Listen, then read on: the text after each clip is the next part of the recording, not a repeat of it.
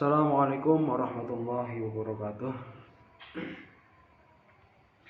Perkenalkan, saya Muhammad Irfan Adiatama,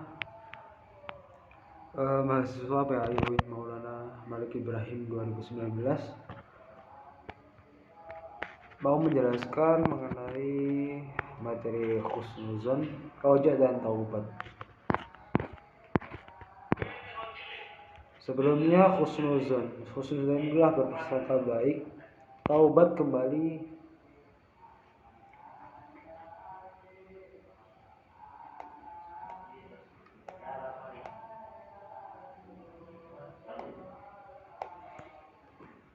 dan roza adalah perasaan gembira. Husnuzon. Jadi kita sering mendengar istilah husnuzon dan suuzon. Dua istilah ini merupakan dua kata yang berlainan maknanya dan sendiri memiliki makna ragu karena mengandung arti keraguan, ketidakpastian prasangka, sedangkan prasangka itu bisa jadi benar ataupun salah. Husnuzon adalah berprasangka baik, sedangkan suuzon adalah berprasangka buruk. Husnuzon adalah ketika tidak berburu-buru dalam menyimpulkan sesuatu terkait perkara yang belum jelas kebenarannya. Dan husnuzon juga dapat disamakan dengan istilah positive thinking. Jadi kita sebagai makhluk, kita harusnya mempunyai sifat husnuzon, tidak boleh suuzon. Harus percaya dan yakin, karena semua itu tidak boleh didatangkan dengan suuzon. Selanjutnya itu bentuk-bentuknya ada 3. Yang pertama husnuzon kepada Allah, selanjutnya husnuzon kepada sesama manusia, yang ketiga adalah husnuzon kepada diri sendiri. Jadi husnuzon kepada Allah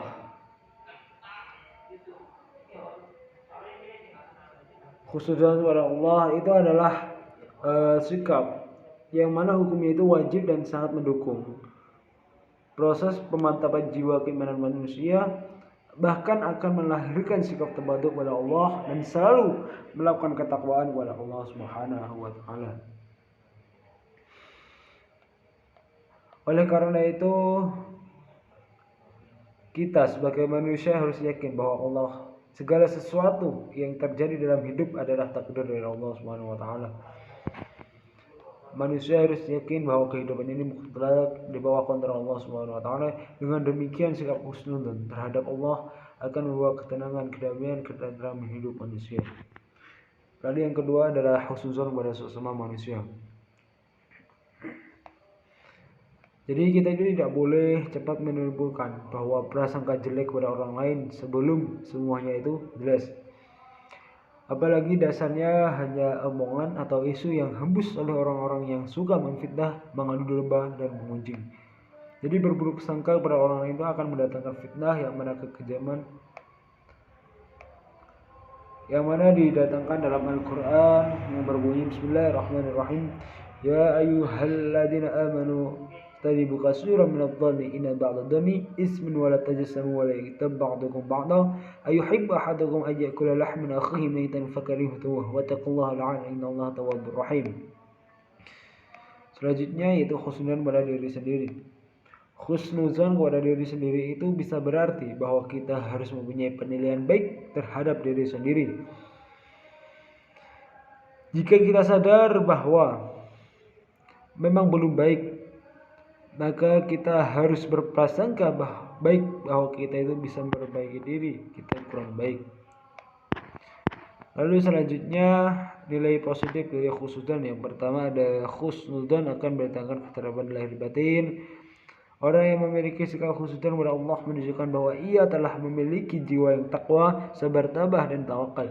Lalu orang yang memiliki sikap husnuzon kepada Allah akan senantiasa dicintai oleh Allah Subhanahu wa taala karena ia selalu menerima apa yang telah dilimpahkan kepadanya.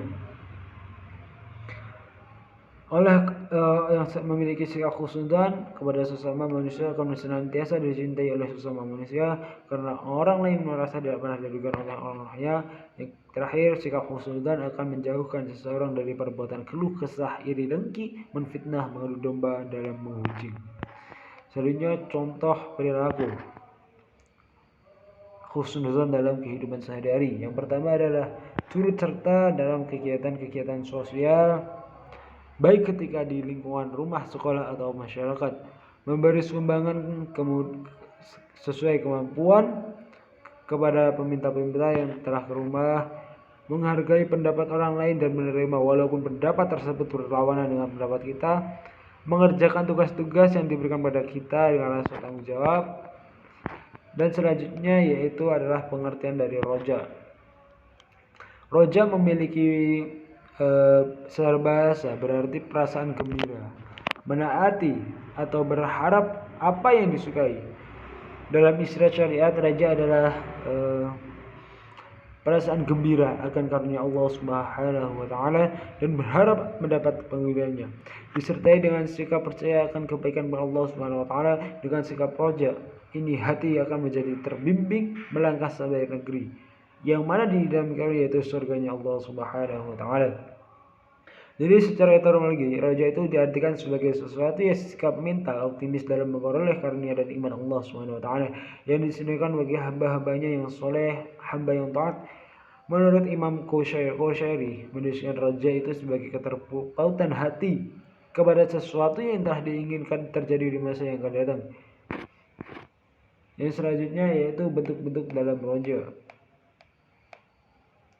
Bentuk roja yang pertama, selalu berpikir positif dan dinamis, lalu selalu bersikap optimis, yakin bahwa Allah memberikan jalan keluar masalah yang kita hadapi, selalu berdoa, bertawakal kepada Allah, selalu menyadari bahwa keberhasilan adalah sesuatu karunia dari Allah Subhanahu wa taala. Yang selanjutnya, contoh perilaku roja, senantiasa mengharapkan pengampaian hanya dari Allah Subhanahu wa taala. Selanjutnya, senantiasa mengharapkan pahala dan kemuliaan dari Allah Subhanahu wa taala, bukan dari manusia. Selanjutnya, mengharapkan kebaikan dunia akhirat dari Allah Subhanahu wa taala. Selanjutnya adalah nilai-nilai dari sikap roja. Yang pertama, roja itu berfungsi sebagai motivasi yang menggerakkan kepada perbuatan. Jadi roja itu tidak berwatan dari khauf, akan tetapi ia merupakan kawan. Jadi khauf adalah penggerak yang lain dengan jalan ketakutan.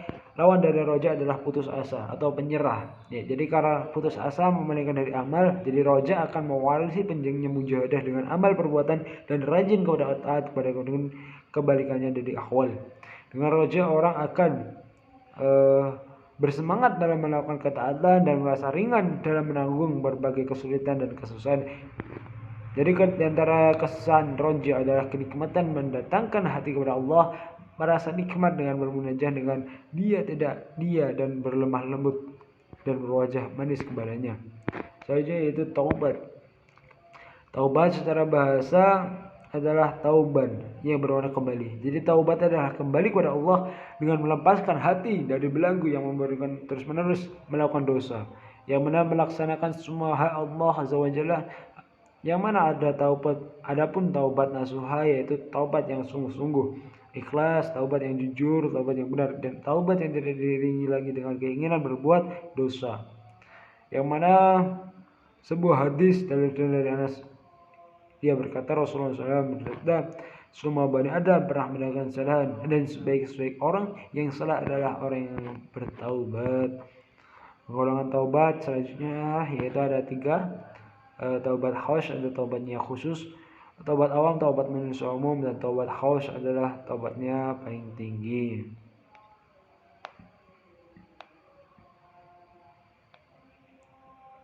Yang dimaksud taubat awam di sini adalah ketika manusia bersalah atau melakukan dosa lalu dia memohon ampun kepada Allah Subhanahu wa taala dan tidak diulangi lagi, dan taubat ini disebut taubat awam.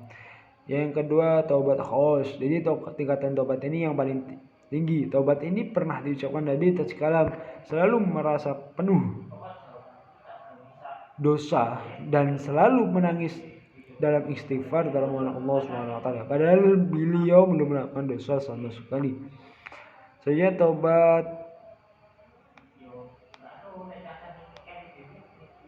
selanjutnya, bentuk-bentuk taubat. Yang pertama, taubat menyangkut dosa terhadap Allah, yang mana meninggalkan dosa itu sendiri, menyesali perbuatan maksiat yang telah dilakukan. Yang ketiga, taubatan nasuha.